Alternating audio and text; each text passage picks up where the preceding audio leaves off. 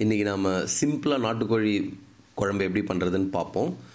இதுக்கு நான் 2 நாட்டுக்கோழி எடுத்திருக்கேன். முதல்ல கோழியை நல்லா சுத்தம் செஞ்சுக்கோங்க. சுத்தம் செஞ்சதுக்கப்புறமா அது மேலே மஞ்சப்பொடி போட்டு ஒரு முறை வாஷ் பண்ணிக்கோங்க. இதுதான் நம்மளோட ட்ரெடிஷ்னல் மெத்தட். இந்த கோழி குழம்பு வந்து நமக்கு காலையில் இட்லி தோசைக்கு ரொம்ப நல்லாயிருக்கும். இது வெரி சிம்பிள் மெத்தட். கோழியை நல்லா வாஷ் பண்ணதுக்கப்புறமா சிறு துண்டுகளாக வெட்டி ஒரு குக்கரில் வெறும் உப்பு மஞ்சத்தூள் மட்டும் சேர்த்து வேக வைங்க. கோழியை குக்கரில் வேக வச்சதுக்கப்புறமா ஒரு பாத்திரத்தில் எண்ணெயை சேர்த்து கூட வெறும் சோம்பு, பட்டை, லவங்கம் இது மட்டும் சேர்த்து வதக்குவோம். இது வதங்கினதுக்கப்புறமா வெங்காயம், பச்சை மிளகாய், கருவேப்பிலை இது 3ஐயும் சேர்த்து நல்லா வதக்கிக்கணும்.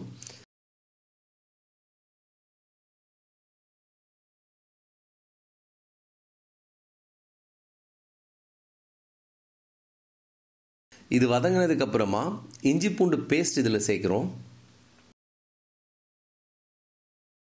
இஞ்சி பூண்டு பேஸ்ட் மேக்ஸிமம் வீட்டில் அரைங்க, அதுதான் டேஸ்ட்டாக இருக்கும். புதினா, கொத்தமல்லி சேர்த்துக்கிறோம். சேர்த்ததுக்கப்புறமா நல்லா வதக்குறோம்.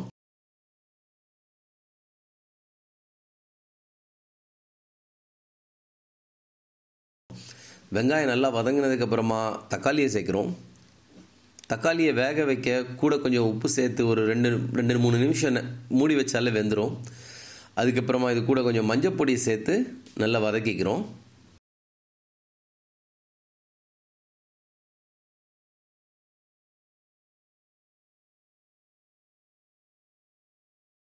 தக்காளி, வெங்காயம் எல்லாம் வதங்கினதுக்கப்புறமா அது ரொம்ப பேஸ்ட் மாதிரி வரும். இந்த பதம் வந்ததுக்கப்புறமா குக்கரில் வேக வச்சிருக்கிற கறியை இதோட சேர்க்குறோம்.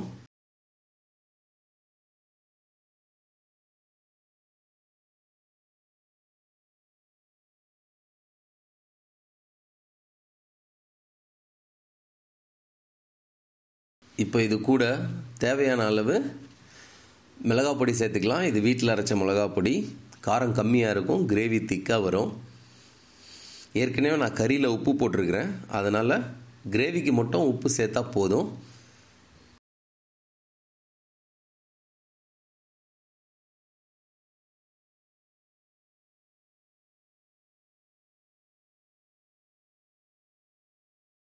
இதை ஒரு முறை நல்லா கலக்கிட்டு ஒரு 10 நிமிஷம் வேக வைக்கலாம்.